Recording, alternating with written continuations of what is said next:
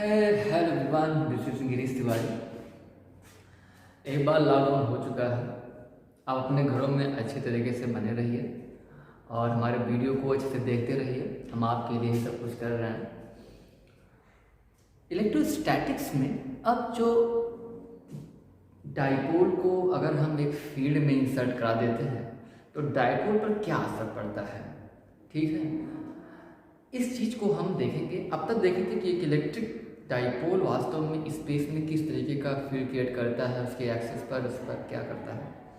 अब की बार देखेंगे whenever a dipole is placed in a uniform electric field making some angle with the field.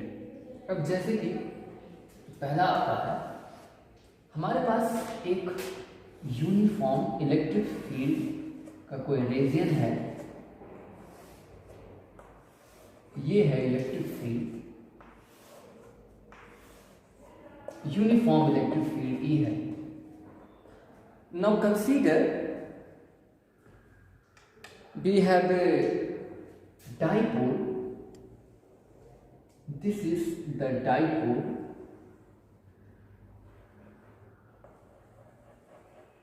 and now this is negative charge here and this is positive charge here. And if the dipole makes an angle theta with the field E, तब क्या होता है। हम जानते हैं कि एक charge पर एक सोर्स चार्ज होता है, उसके बगल में एक टेस्ट चार्ज लाया जाता है, तो टेस्ट चार्ज एक फोर्स का एक्सपीरियंस करता है और उस पॉइंट पर हम अलग इलेक्ट्रिक फील्ड इंटेंसिटी दिखाए थे। तो इस तरीके से वो टेस्ट चार्ज एक फोर्स का एक्सपीरियंस करता है और जो फोर्स होता है वो F इक्वल क्या होता है, Q इंटू ई।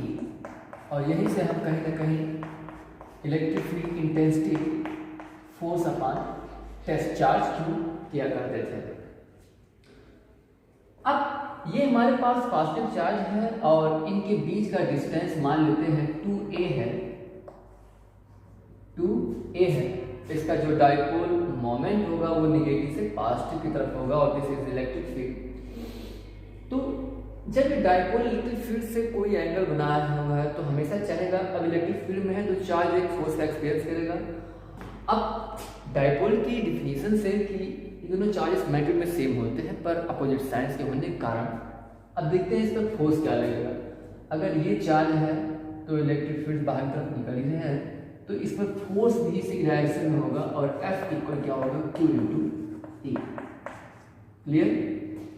इस पर जो फोर्स लगेगा इसके जस्ट नेगेटिव डायरेक्शन है, तो हम यहाँ पे क्योंकि नेगेटिव चार्ज है तो यहाँ पर जो फोर्स लगेगा वो F is equal to minus Q into E. यहाँ पर एक फोर्स लगेगी। हम जानते हैं कि जब किसी ऑब्जेक्ट पर two equal and opposite forces are acting, the object actually restrict to tend in rotational, ये रोटेशन करने पर मजबूर हो जाता है, ठीक है। यहाँ पर जो है एक ऊपर की तरफ और दूसरा नीचे की तरफ फोर्स अगर लगाया जाए तो इस तरीके से ये जो है रोटेट करना स्टार्ट कर देता है और इसे ही टॉर्क भी कहा जाता है। Means torque is the ability of force that tends to rotate a system about its axis of rotation is called torque. तो ये आपका जो डाइपोल है, ये डाइपोल इलेक्ट्रिक फील्ड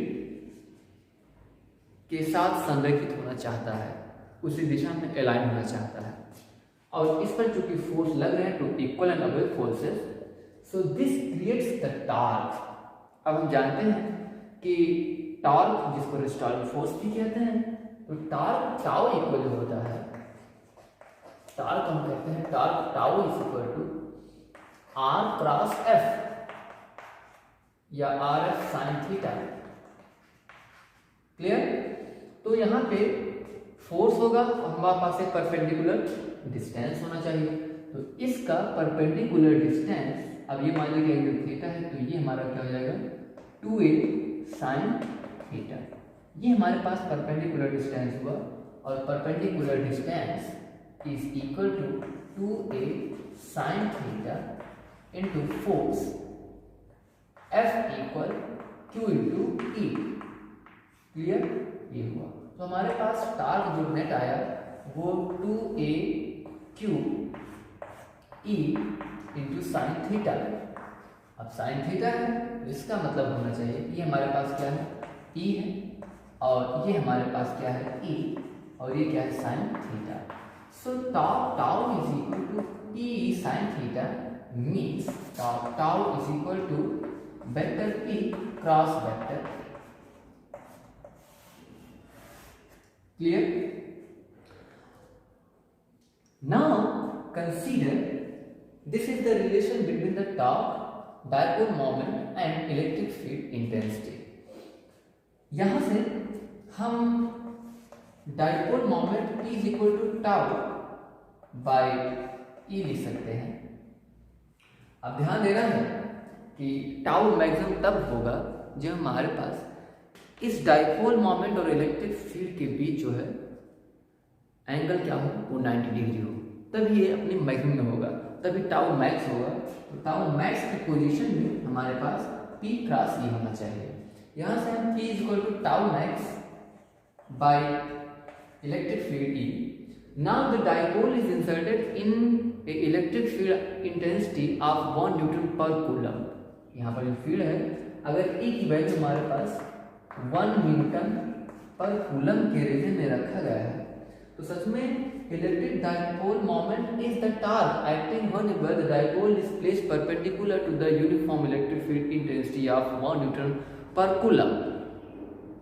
ठीक, तो डायपोल मोमेंट वही है जो एक uniform electric field 1 newton per coulomb के रीजन में डायपोल इलेक्ट्रिक फील्ड से परपेंडिकुलरली जो है वो सेटअप हो, उस पर जो टॉर्क लगता है वही इलेक्ट्रिक डायपोल मोमेंट है, जिसको हम P से डिनोट करते हैं।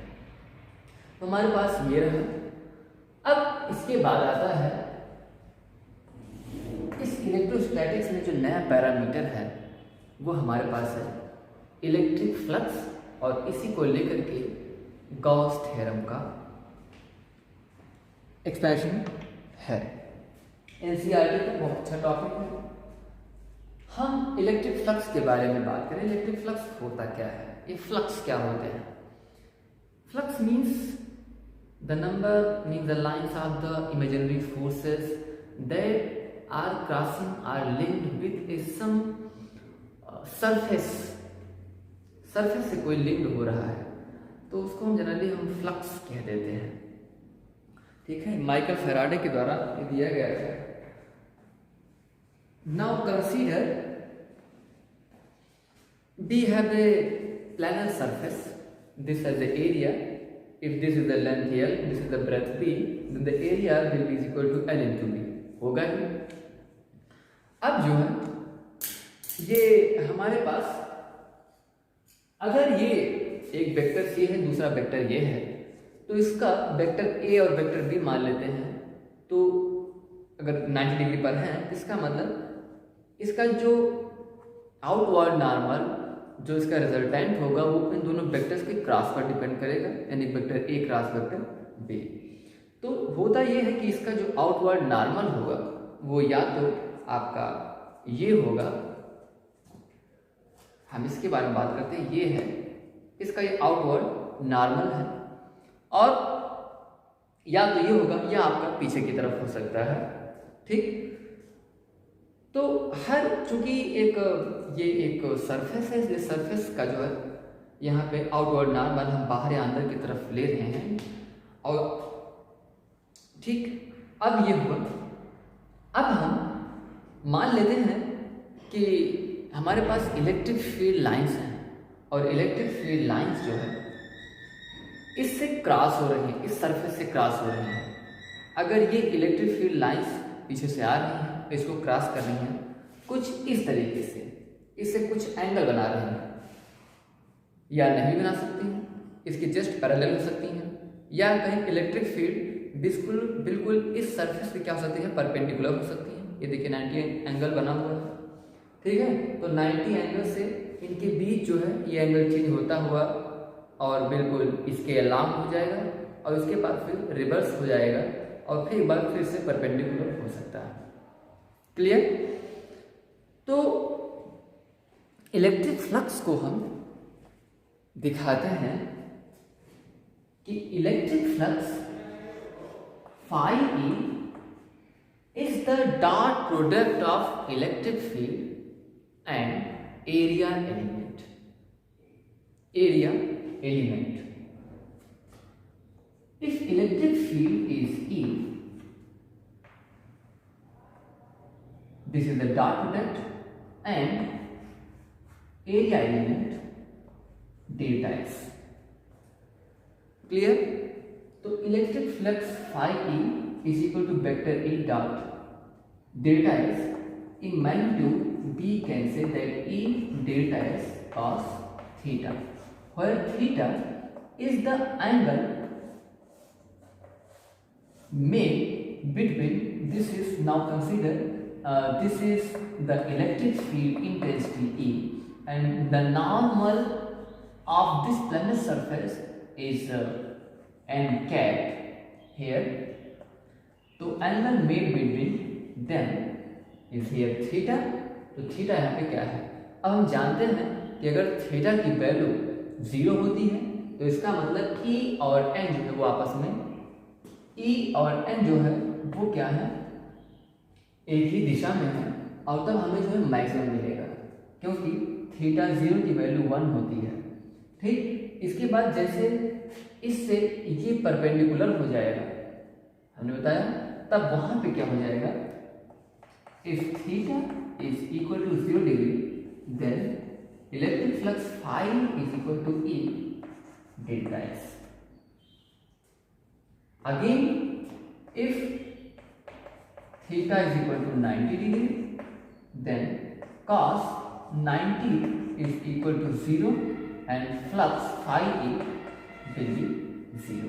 इसलिए मैक्सिमम जो फील्ड लाइंस हैं, अगर किसी सरफेस के आउटवर्ड नॉर्मल की दिशा में उसी के पैरेलल में है, तब तो हमें मैक्सिमम इलेक्ट्रिक फ्लक्स मिलता है. तो electric flux phi E is equal to E dot D S. इसकी यूनिट क्या होगी? इलेक्ट्रिक फील्ड की यूनिट क्या होती है? Newton per coulomb, and this is surface, newton per coulomb and surface. So this will equal to meter square. So Newton meter square per coulomb is the unit of the electric flux. Clear? अब इसी